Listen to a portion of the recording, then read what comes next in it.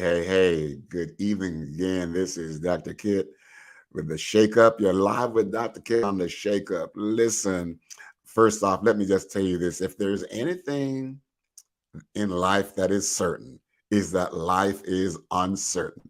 And so therefore, we had a little bit of a hang up this evening. So we're running just a little bit behind time. So I'm not going to say a whole lot because we got a good program, good show for you this evening. As you know, this is Breast Cancer Awareness Month. And so we got something for you this evening. All right. So as you know, this is the Shake Up. We don't change anything. We just give it a different spin. We reframe things, and but the essence remains the same. And the reason we reframe, give you a new way of taking a look at the old things. Okay. So listen, we want you to continue to just hang out here with us every week. We want you to to like, subscribe, share, follow. This is the engine that drives this every week, and it seems like every week I'm getting new people saying, hey, we're watching you, and it's because of what you're doing, liking, follow, share, and subscribe. And we really do thank you for being such diligent followers. All right, you're doing a good job, so thank you so much. But listen, some of y'all that are doing that, we want you to be a part of the show. Okay. So if you would like to be a part of the show, to be considered to be on the show, please call, text, email my team at drkitspeaks@gmail.com, and they will accommodate you.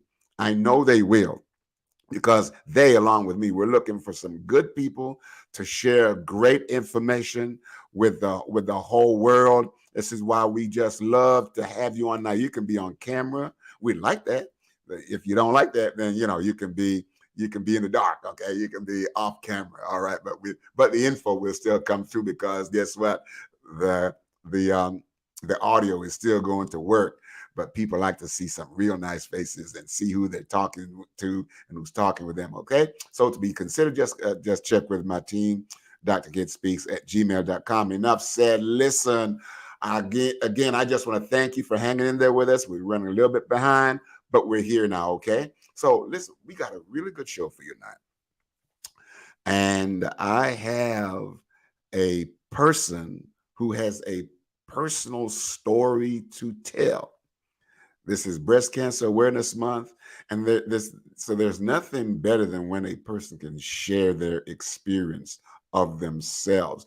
It's not something that they're reading in a book. They're not Googling this stuff. This is live, real live stuff.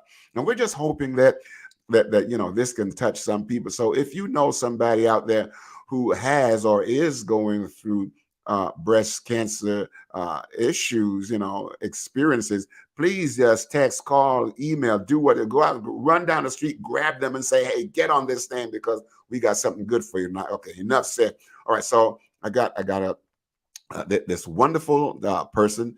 She is Dr. Nicole Edghill. And that's all I'm going to tell you about her. Now, she's going to introduce herself. And here she is, Dr. Nicole Edghill. Thank you so much for being online. This is Breast Cancer Awareness Month. Yes. And you got it, right? You just got it. So listen, just go ahead and introduce yourself. Let them know that you were here before, but you came back. Yes. Well, definitely. Dr. Francis, thank you for having me again on your show. My name, of course, is Dr. Nicole Edghill. I am a doctor. I'm a veterinarian. I definitely am very passionate about breast cancer. I personally went through breast cancer myself. So I am happy to be here.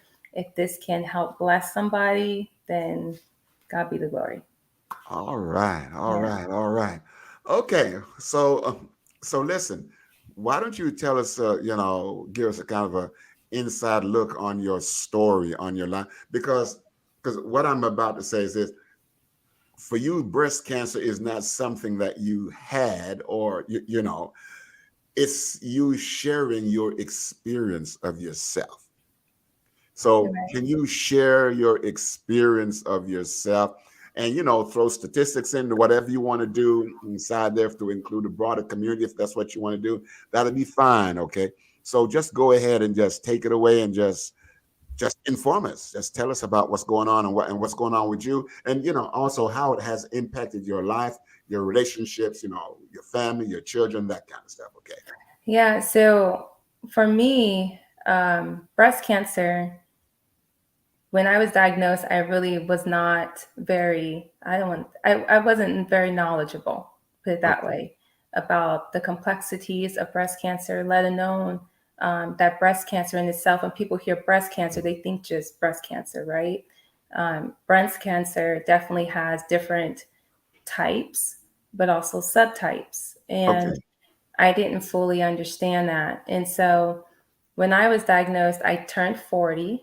I was diagnosed in breast cancer month. It was October Mm. 19th of Wow. 2020. No, 2019 Okay. is when I was diagnosed. And at the time, for me personally, just give you a bit of my personal story, I was actually breastfeeding. I found my lump. My daughter at the time was 9 months old, um, and I thought it was a clogged milk duct. So for me, the lump itself was not painful at all, which was different than my past experience with having a clogged milk duct. Um, Mhm. it wasn't very tender, but I immediately was concerned about it. So I contacted my OBGYN, and they said, well, it could be a clogged milk duct. You should try to breastfeed more often, pump more, things like that to try to get it unclogged. They did inform me that if it's still there and has not changed from over the weekend, because it was a Friday when I contacted them, that I probably would need to come in. Um, for me, I pretty much did what I was told. And over the weekend, I tried to manipulate it and get it unclogged because that's what I thought it was. And I realized, though, by Monday, it was tender to the touch and it was irritating. Um, Mm. and so at that point, I said, okay, let me make my appointment to come in. So when I went in to see my OBGYN, she immediately felt it, but then she was like, I'm not too concerned about it. But considering you're 40 now, you probably should anyway have your first mammogram, because the standard age now for breast cancer, or just in general for women, to have a mammogram is at the age of 40. Mm-hmm. So I went in for my mammogram. She said, oh, don't be too concerned about it, but just in case, I'm going to put an ultrasound, a diagnostic ultrasound on there, just in case if they need to do that. Mm-hmm. But she thought, don't be concerned about it. She wasn't that concerned about it. So it was very, I don't want to say passive, but it was just kind of like, oh, just don't worry about it. This is just for screening purposes. To dot your I's and cross your T's. So when I went, definitely for me, with my background in medicine, I was concerned, um, because of the feel of it. I didn't like how solid it felt. Um, and so the mammogram led to an ultrasound. The ultrasound led to a biopsy, and the biopsy confirmed. Then, unfortunately, I had invasive cell ductal carcinoma, invasive ductal carcinoma. And so, with that, it is meaning that I have breast cancer, but the breast cancer has spread out of the duct system into my lymph node at the time. So, Mm-hmm. um, so then, further examination and biopsy determined that I had triple negative breast cancer. What does that mean? What's triple negative mean? So again, there's the subtype. So just in general, with breast cancer, there are different types of breast cancer. And the most common is either ductal cell carcinoma, which the cancer stays within the ducts and Mm-hmm. the lobules. Um, when it starts to evade out to other or other areas, either other tissues of the breast itself, lymph nodes, and other places in the body, they term that invasive ductal carcinoma. invasive meaning spreading out of the duct system, which is the milk duct area. And so, again, at the time I was breastfeeding, so I was always concerned in general, what does this mean overall, not just for me, but also my child, right? But triple negative is a subtype of invasive ductal cell carcinoma. And so you have estrogen responsive, progesterone responsive, HER2, and you have triple negative. And so with triple negative, it means that it doesn't respond to hormones. So it's not estrogen positive, it's not progesterone positive, and it doesn't respond to HER2 proteins. So it doesn't need those factors for it to grow and to thrive. It's kind of a rogue, nasty cancer that pretty much the only thing, there's more treatments now that has come out for triple negative, but the main source usually is chemotherapy. Yeah. So, for me, when I got the call, just to back it up, that I had triple negative breast cancer, I was at home. It was over the phone. I was holding my. They told you this over the phone? Yes, They I got a didn't ask you to come call. in? No, Wow. I got a call over the phone. I was holding my 10-month-old daughter. My at the time 3-year-old daughter was on my hip. I was a stay-at-home mom. I put a pause on my career, and to rear my children. And I got that call, and it was just like very, very straightforward, not very polished. It was just like, I'm sorry to inform you that you have breast cancer. And for me, I literally felt like someone, I guess, hit me in the throat and the stomach at the same time. Like the wind just left my body. Okay, let me ask you this. Now, so you're a medical doctor. Now, is that standard procedure, or should they have done something else in terms of how they informed you about the condition that they're about to tell you? Unfortunately, there doesn't seem to be an exact protocol across the board. I've met, unfortunately, many women who have gotten phone calls at work, working. How do you process that? Listen, it said, I was told over the phone, I believe that I went into shock. Right. Is that what you're talking about? Getting hit in the chest and hit in the throat all at Yes, the it's same like a time? blow. I literally Wow. felt the wind leave my body. And again, at the Christine, time, okay. Christine Lambert was about. I just want to recognize them yeah, as they come up, so but go yeah, ahead. Go on. yeah. And so it is a total blow. But like I said, Yeah. it wasn't well polished at all. And it was one I'm of those surprised there is things. no protocol though. There is Because no exact protocol with that's kind of some news. facilities, some doctors. Yeah, some doctors would take in the fact of their patient, right? My OBGYN's office knew that I was a professional, but stay at home, I had 2 small children, very small children. And there was no question asked of, are you alone? Is anyone with you? What are you doing at this time? Because I think that those questions are probably good questions for any care professional to ask, to understand the complexities of their patient. So no one is given that, because you do go into a state of shock. At first, it's kind of like, what was I just told? But then when she told me that you have breast cancer, then it was, and in fact, it's triple negative. Well, for me, I've never even heard of triple negative before in my life. So I'm like, triple negative, is that a good thing? Triple negative, it's not a positive. So I'm thinking maybe that's good. When I asked, what exactly does that mean? I was told that I needed to go find a breast surgeon. That elephant was put all on me. And it was just kind of like, well, where do I find that? And no referrals, no nothing. no referral, no anything. And that's another thing, the inequality in healthcare, right? You know, I just think that some things just definitely needs to change.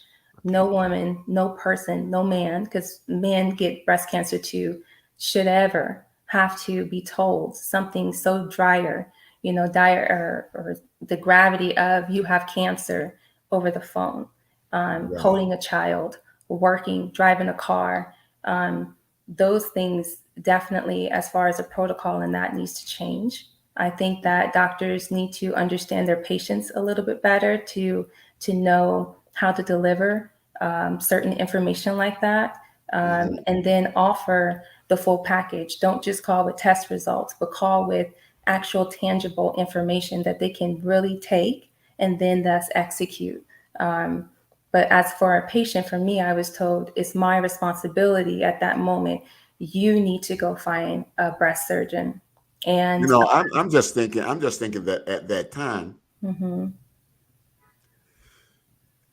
in preparation for that kind of a news, okay, I'm thinking some counseling, something to prepare you emotionally to mhm, be able to move your way, walk your way through, talk to somebody. What does it mean? And that kind of a support at that point, which I think would be really, really good for you, just to prepare you for that. But just say, hey, mhm.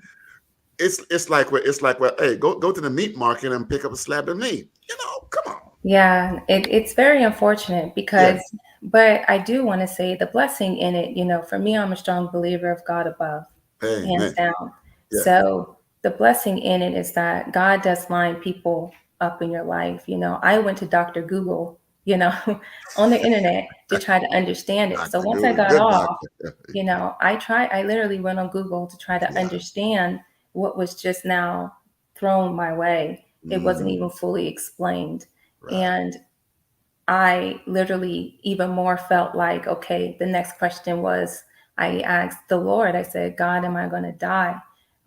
Because all that I was seeing was high reoccurrence rate, death rate, mortality rate, you know, extremely horrible for triple negative.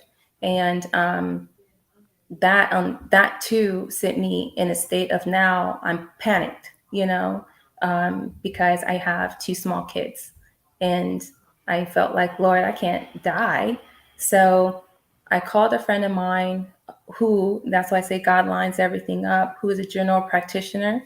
And lo and behold, I never knew that her sister, in fact, was a breast surgeon. Oh, my. So Okay. right, and she was on her way, I think, overseas, on a plane. And my friend was able to email her while she was in flight, her sister, and try to get some recommendations for me in my area, which is godsend. Um, that's not like by chance or Mm, coincidence. yeah. Um, so that helped me to land up to my team of care. Wow. And I was able to get in readily, quickly, and see that breast surgeon, the oncologist, and the radiation oncologist all at once. Yeah. Wow.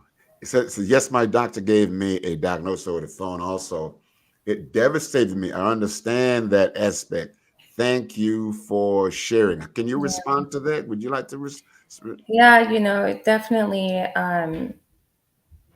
is horrible, and if anything, that's one of the reasons why when I was called to come on here on this podcast, I mm, hands down said, yeah, sure, because I do want to put light to that. I think that breast cancer in itself, which hopefully we can talk about if we have time too, but, oh yeah, you yeah, yeah, know, yeah, yeah. for women like me, right, young, getting breast cancer is not uncommon. For me, I thought breast cancer was an older woman's disease, unfortunately.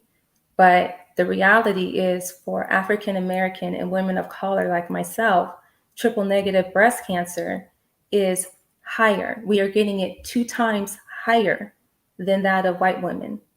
And also, we're getting it at an early age. Hmm. So, Hmm. the Hmm. age to have a mammogram is 40, but yet we're getting these breast cancers at 20, 19, 35, 32. That's way before the age to have a mammogram, your first mammogram. And then also for me, I don't have a genetic history of breast cancer, period. I was genetically tested. I recommend anyone who is diagnosed with breast cancer to get genetically tested beyond the BRCA1, BRCA2 genes. There are packages or panels of genetic testing that literally looks at links from that of colon cancer, pancreatic cancer. If you have that in your family history, you need to look further into breast cancer, because there is a link. And for me, I know in my family history, there's pancreatic cancer, there's colon cancer. But again, I was genetically tested for those links, and there was no link. But it's still something good to know. You have to know your story. You have to know your family history. Um, People need to talk about their family health in a healthy manner, so we can What's a be more healthy manner? What's informed. a healthy manner? What In a you say healthy healthy manner, meaning right there. that, understanding what your great grandmother, your grandmother, your aunts, your cousins, men and women went through as far as their health, mental health, emotional, physical. You need to know these things. And in a healthy manner, meaning not to hide secrets, not to be like, Mm, oh, well, she went through this issue years ago. No one talks about it.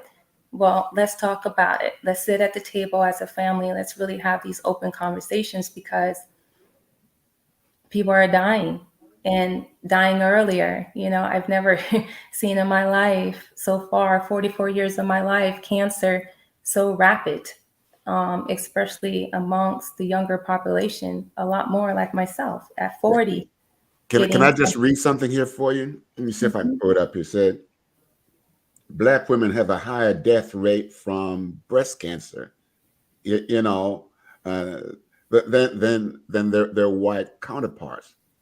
They Mhm. have a higher rate of chance of developing breast cancer before the age of 40, Mhm. which is things that you're talking about. It said at every age, Black women are more likely to die from breast cancer than other ethnic groups. That is so true. But keep that in Yeah. your back pocket. But let me tell you, I was talking to this woman once, and she talked about having cancer.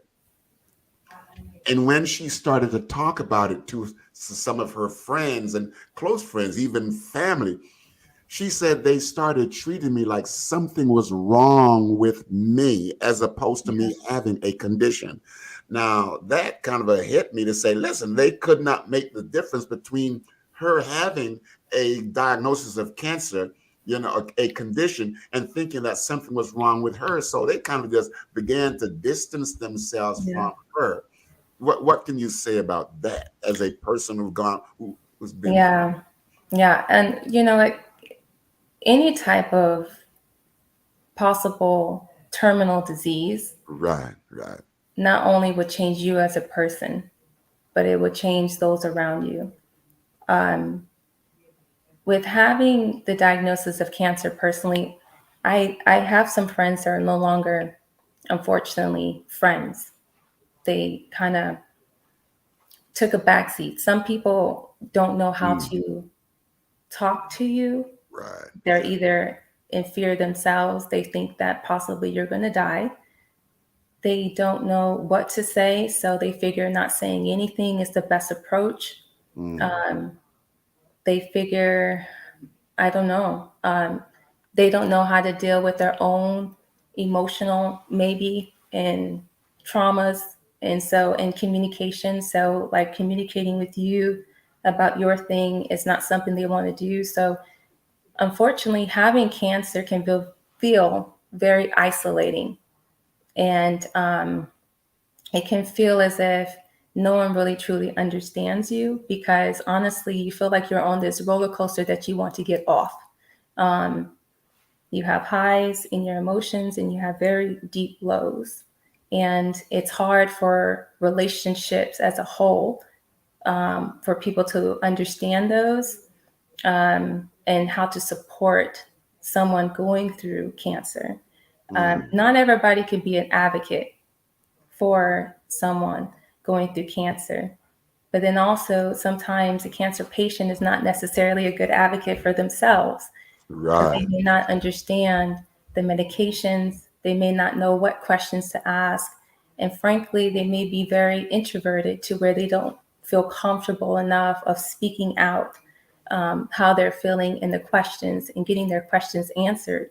But that should not mean, again, that even though you have a hard time being an advocate, that you should not get good quality care, right? But as far as, for me going through breast cancer, I was married. I'm not no more.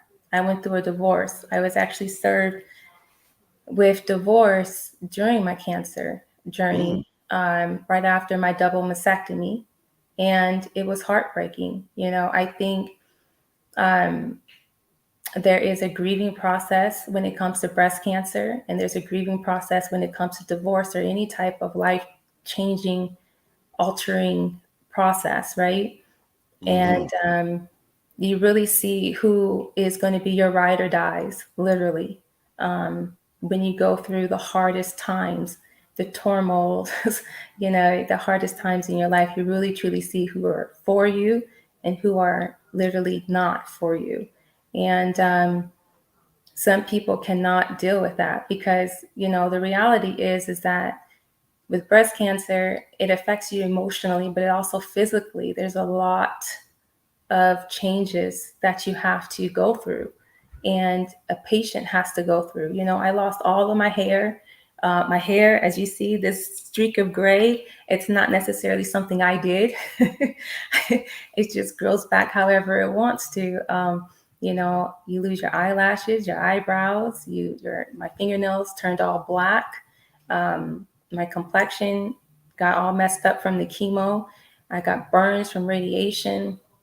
You lose, you feel kind of botched, here if you have a mastectomy or even sometimes lipectomies. And so self-identity too as a patient is huge. If you're married, there was times I didn't even want, my husband at the time to see my scars.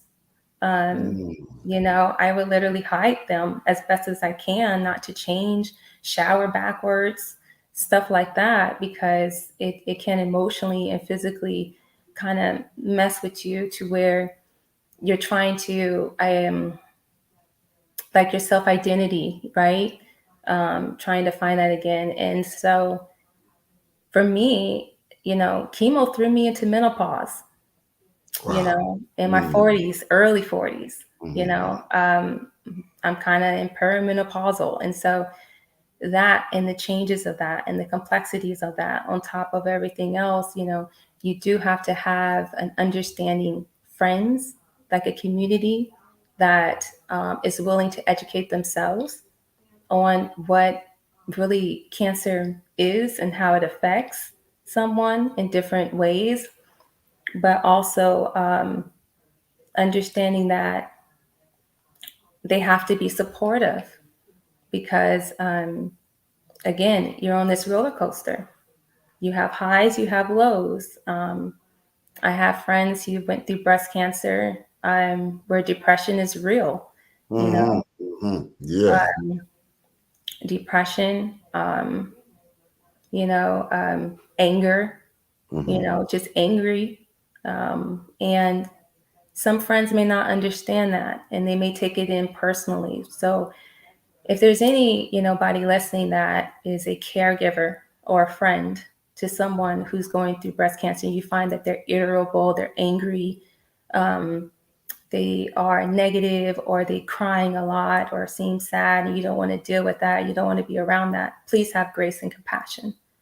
Because the different medications that you go on, just imagine chemo kills every cell in your body, good and bad. It doesn't just target. Wow. Yeah, it doesn't just target the cancer. It kills every cell in your body, good or bad. And so, what are some of the effects of that, though? We say every cell. I mean, like what? Hold on. Huge hugs to you, Doctor. A divorce while fighting cancer, sending you lots of love, hugs, and prayers. Thank you Thank so you. much, Christine Lambert. Thank you so much for being so supportive and understanding Yeah. of what our guest is going through and the kind of information she's sharing. That's good for you. Oh, Doctor, you're sharing some really, really good stuff. And based on what she's Thank you. saying there too, I wonder sometimes if some of the family members and friends, they may not know what to say, but I wonder if they're looking at themselves and seeing their own mortality, thinking that, could I get this? And Mm-hmm. how would I see myself? And so sometimes they, even just the distancing themselves from you, may be a way of taking care of what if they've lost somebody recently, or it may not be from cancer, but for whatever. And then your conditions reminding them of that, Yeah. so they kind of separate themselves from you, but that's not doing you any good because you are like right in the middle of now. Right. Yeah. The thing is with cancer, you go through a lot of loss. Yes. Divorce, you go through loss, right? Right. So Right. that's the commonality in those two, right? There is Hmm. a grieving process and there's loss, major loss. When you're going through that, you need everyone to rally with you. You need to feel Yeah. heard, you need to feel seen, you need to feel understood. Right. And sometimes you don't want to be reminded of your cancer. The worst things, I had some horrible things. Be cautious of what you say to somebody who's a Hmm. cancer patient, because I've heard some crazy stuff and questions being asked to me because it can be insulting. Um, and no one that's going through cancer want to hear, oh, I had an aunt that went through cancer, but yeah, she died. Please don't say that, Right. because that's always in our head, that fear. And even Mhm. now, I am 3 years out, thank God, of no evidence of disease. Cancer is not curable, right? Especially Mhm. breast cancer. You're in a state of no evidence of disease or remission, in essence. But even now, there always wants to be this cloud of reoccurrence anxiety. Mhm. And Mhm. my thing, if I can encourage anybody, and which helps me to be more of an advocate for others, is to say you have to understand who you are Yes. Yeah. and whose you are. Right. And you have to retrain your mind to, when those negative things want to filter in, to capture them and push them out with positivity. I was talking with a doctor, Dr. Musalem, and particularly at the Mayo Clinic, very knowledgeable and resourceful. She said, the first thing you should do every time when you wake up and open your eyes is have gratitude. Yeah. Having that state of gratitude literally helps your body to heal, whether you realize that or not. Mm. Finding something, even if in the mirror you see all your scars, to look at yourself and find something that makes you say, you know what? I love my Grateful. brain because I'm smart. I am Yeah. analytical. I know how to get things done. You know, I love my fingers because I can type very good or write, trying to find something good Mhm. about yourself and focus on those things that you still have, not the losses, but focus on the things that you do have, still left or in you, is important. And talk. Honestly, God has shown me that vulnerability is definitely healing.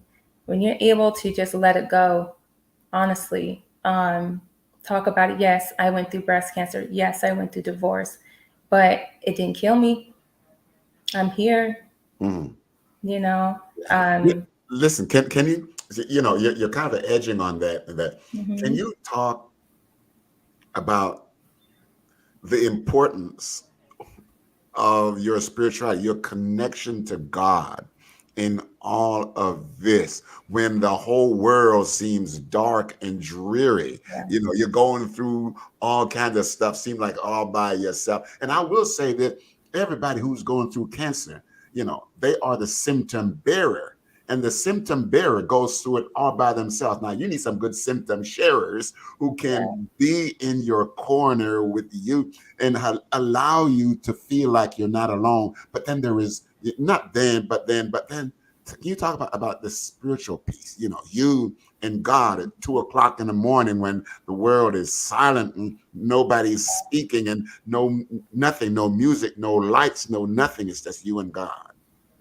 Yeah, honestly, there is a passage in the Bible where it says that we will face tribulations and Yes. trials Yeah. in this life. Yeah.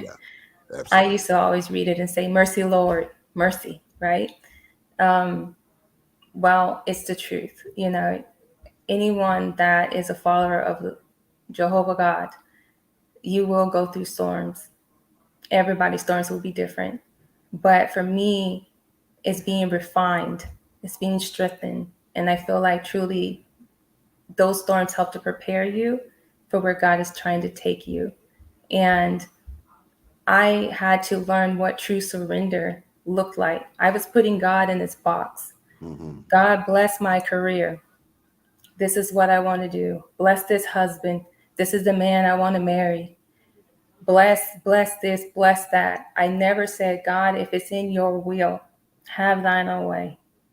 If this man is for me, that you have blessed in my life to marry, have thine own way. I never allow God to be God.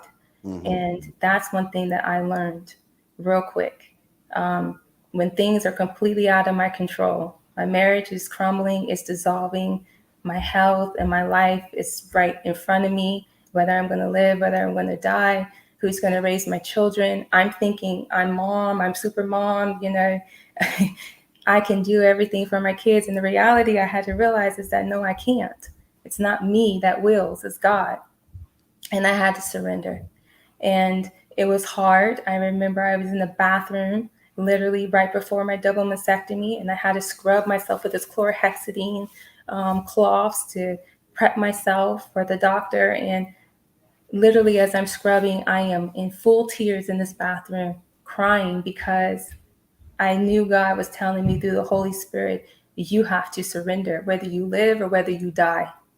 You Mm. have to surrender it and give it to God, because it's God who holds the key to life. It's God who holds the key to death. It's not Mm. these doctors. It's not the chemo. It's not anything. And I also had to surrender my children. I had Ooh. to give them to God and say, Lord, it's not me who can protect them. It's not me who can clothe them. It's not me who can give them what I feel like they need. It's you who provides, sustains all things. That is when I really saw God for who he is. That is what got me through. And I Mm. had a counselor ask me at the Mayo Clinic before, how do you cope? How do you get through? And I said, to God be alone, to God be the glory. That's how I cope. To God alone. That's how I get through. And it's true. Looking back on all of that, after my surgery, I got called maybe 3 days after, and they said, you know, we couldn't even identify healthy tissue versus abnormal tissue. If it wasn't for the biomarker clips in the tissue samples where they took the biopsy, we wouldn't know that the cancer was in that lymph node. We wouldn't have known whether the cancer was in that spot in this tissue. My. It's not the chemo, it's not the doctor Mm. dissecting all that. It's just like, but God. And Right. so Right. that's why, for me, it was a turning thing, and it's a constant thing. I mean, honestly, surrendering is a daily task. It is a daily, constant, intentional thing where you say, God, I'm gonna allow you to be God. I'm Mm. gonna cast this out, because I'm telling you, every time 3 or 6 months come, because you're on this regimen of being tested every 3 to 6 months by being triple negative for like 5 years. It can mess with your head. It can put you in a state of anxiety, but to God alone, whether I live, whether I die, Mm. to God be the glory. God God be the glory. alone. Yes. And it's freeing. Ooh. It Yes. is freeing. And like I said, it's a daily thing. But when you get to a place where you surrender, it is freeing. Yeah. And that's I where like, the healing comes. right. I liked what you said, that you had to surrender yourself. But here is what really got me. When you said I had to surrender my children to God. And I'm thinking, wow, just to surrender, give up your children, bone of your bone, flesh of your flesh. They are the other part of you that lives outside of you, and you had to surrender. And I remember something my parents would always say, and I hear preachers say this, that our children, they are gifts, they are on loan from God. And so when we give them back to God, we are giving them back to the one who gave them to us, and who knows best how to take care of us and our children than the ones who gave them to us. Oh, that just makes me feel so good just Yeah. to hear you say that, Yeah. just to Yeah. hear you say that. Oh, Yeah. that. And it's not an easy thing to do, you know. So hold a second. What kind of blood test, the blood work, do you recommend to request from our doctors? Please. So, you should do like standard blood work and blood tests. But the thing is, like with breast cancer, right? The biggest thing is know your history, your family history, right? If you have a family history with breast cancer, you should be getting tested, and you should be getting genetic blood testing. So they're probably tests for BRCA1, BRCA2 genes, but ask them for a more extensive panel. Again, if you have history of colon cancer, ovarian cancer, prostatic cancer in your family, you probably should get a full panel of genetic testing to be on the safe side, especially if there's breast cancer involvement. For me, I didn't have, a history of breast cancer, but definitely I had a family history of pancreatic and colon cancer. The other thing is, if you have dense breast tissue, like myself and most African American women do, or women of color, that is where you have less fat. Your breast tissue is not as fatty. Um,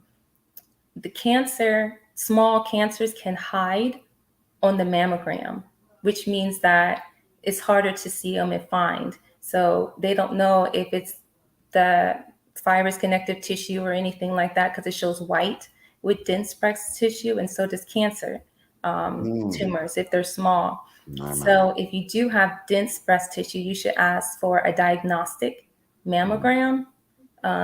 Sometimes MRI, especially if you have tenderness in your breast and you already had a mammogram and that was inconclusive.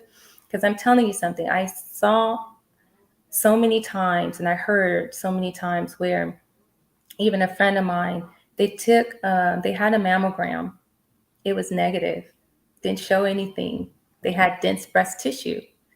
Soon as they got their either MRI or ultrasound, they saw it. And it wasn't even one in particular, a friend of mine, it was her lymph node that was swollen. They didn't even see the pinpoint mass in her breast, which was the cancer, but the lymph node enlargement. So when you're checking yourself, self-examinations, they say, oh, don't check them no more. But no, you should be feeling around here, your collarbone, up underneath, above, up in your lower aspect of your neck, followed around under your armpits, all here, axillary area under your armpit and around your breast.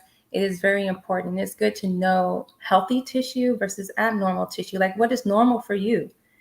The unfortunate thing, I was breastfeeding, so everything felt lobulated.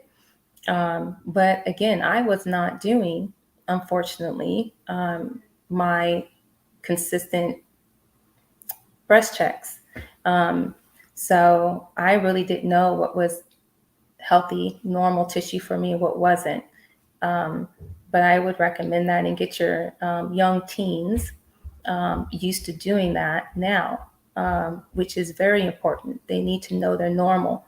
So when they do feel something that feels abnormal, go get it checked. Because as young as 19, I met a girl who was 19, diagnosed twice with triple negative breast cancer Wow. at 19. Mm-hmm. So, and Wow. also men, don't skip on the boys and the men. If you have a history of breast cancer in your family and you're a male, you need to also get checked. You need to feel around. Matthew Knowles is one person who was diagnosed with breast cancer. Men have breast tissue too, not just women. It's more developed, of course, in women, but men do too. And if you have a family history of breast cancer, and even if it involves the women, if you're a man, you need to be doing checks on yourself, feeling, making sure that you're good, and getting genetically tested as well, because you can pass it down to your children. Wow. Thank you so much. And thank you, you know, Christine and Terry, thank you both for your input there, and both those pieces of inputs. Not just for you, it's for a whole lot of other people who is watching, and who hopefully when they share, they will, they'll benefit from that. But listen, Doc, listen, I've kept you on here long enough, and I don't want to wear you out. And sometimes talking about these things can kind of take you to another place, and I'm very much aware of that. So I just want to thank you, and the viewers thank you, and just for being so open and with yourself and with your information. So before you go, what would you like to tell the women, or just people in general? You might have said it, you might want to emphasize it again. What would you like to tell us, so that it's really riveted in our minds to say, hey, listen, especially as it impacts personal relationships, people, family members, spouses, and stuff like that. What would you like to say about that? Then we close it down. I think the first thing that came to my mind is push. Pray until something happens, but also push until something happens. Okay. You know your body best. If Okay. you feel as if one breast is bigger than the other, your nipple looks different, it looks more inverted, you have discharge, it's painful, it's tender, even don't matter your age. If you feel as if you have a medical concern, keep pushing until something happens. Ask. Don't be afraid to stand up and be an advocate for yourself. That's what the doctors are there for. You need to get some answers and push. Say, hey, I need a diagnostic mammogram. That means an ultrasound, or that can mean an MRI or something. If you feel like one test is inconclusive or not very certain, keep pushing, because the earlier you find out that you have breast cancer, which I hope no one does, but unfortunately, 1 out of 7 women, that's what they say, and the American National Cancer Society will have breast cancer, 1 out of 7. So it's very prevalent, very common. So if one doctor says, hey, this mammogram said nothing, you have dense breast tissue, and you still having issues and discomfort or sensitivities, nipple drainage, whatever, you keep pushing, because the earlier the diagnosis, the better the outcome. And that's it. Same thing for men. Thank you so much. Ooh, is there any counseling provided while having chemotherapy, radiation? They don't want you to go nowhere, So can you Well, just no, there is, just to answer that, yeah. check with your institution. Some places, some hospitals do have peer groups. They have one-on-one counseling. Um, Check with the National Cancer Society. They at one point did have some counseling available, or groups, or know of groups. But just look at different hospitals. If your hospital in your area doesn't have it, look at the surrounding hospital. Somebody has some type of counseling available to help, and it may be in a group setting, if it's not one-on-one. Okay. And this should be free, really, because we're talking about It life. should. People should not have to pay for Yeah. this. And if it's not, you're most welcome, Kwana. Thank you for your transparency. Enjoy the You're talk. welcome. Blessings to you. Thank you so much. And go ahead and push, like you said, spread the news. Oh, Christine, thank you, both of you, doctors. I thank God for both of you. And so we just want to thank you so much for being a part of this every week. And for now, Catch CP, this is an enlightening and necessary. Thank you both for this session, for this lesson. Yes, yes, yes. So go right ahead and make sure you share this information with anybody and everybody. Don't wait until somebody say, hey, I got this thing, and then And then they start talking, well, I got the C word. You know, what's that C word? Yeah. You know, you got this cancer. Call it what it is. You know, there's nothing wrong with you. You have a condition, but as a person, you are the person inside of you. You know, that will stand erect at all times. But then you got to treat this condition that you have. And I'm glad when you say you got to push. So thank you. I Yeah. hope you write a book, Doc. Hey, there you go. Well, I am. That's right. Can you take a moment and talk about that I ebook mean, that I, you're I on? really am, and in the process, the Holy Spirit has led me Yeah. really to do that. I'm not completed with it, but definitely it will be about navigating breast cancer and also divorce and how to heal, the things to empower yourself not only to strive but to thrive through it. And so, hopefully, I am new to the whole, I'm being honest, social media thing. I do have a Instagram page, which is Nikki D Hope, NICK Hope, HOPE. Um, I will be posting things about that book and things like that to come. So thank you. Thank And you. when Thank you when for you that do, confirmation from the Holy Spirit. yeah, make sure you send me that info, okay? Yeah.